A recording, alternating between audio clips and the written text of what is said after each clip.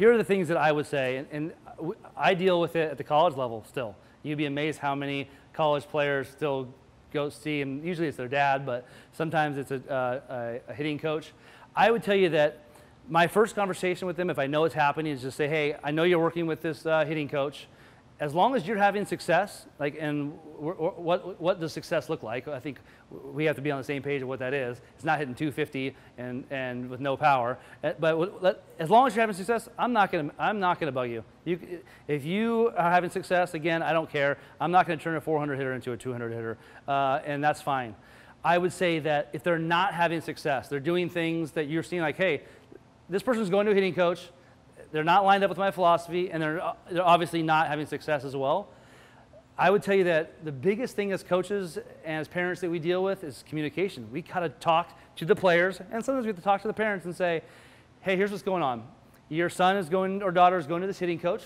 Doesn't really line up with my philosophy, which I'm okay with, but your son or daughter is also hitting 200, struggling to get a spot in the lineup, or they're batting ninth in the lineup. I don't think these are things that you want for your son or daughter. You want them to have success and do well.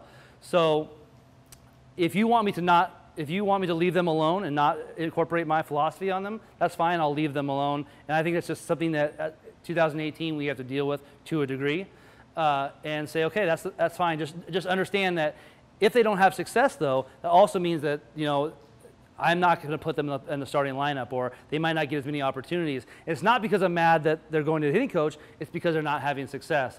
And so to me at the college level, what we do with that is, hey, I'm fine with you doing that, good luck. If that's working, that's great. But at some point, we're having a conversation that that's not working, and now if you don't buy into what we're doing, you're going to ride the bench. And it's not because I don't like you, but you're not having success. And I've got 20 other hitters that want to have success and are willing to do what it takes. So I just think it's a communication standpoint. I think that as coaches, I think sometimes we just try to shy away from it or get confrontational with it. I would invite it in, say, hey, let's talk about it. And I see what you're doing. It's great that you're finding outside help. That's great. You know, what about going to this other person? Or, you know, I want to help you have success with it. I don't think this is having success. And I would say that down the line, if it's continuing to be like that, they're going to end up playing on a different team. I mean, that's kind of the end result for that one, but that's a good question.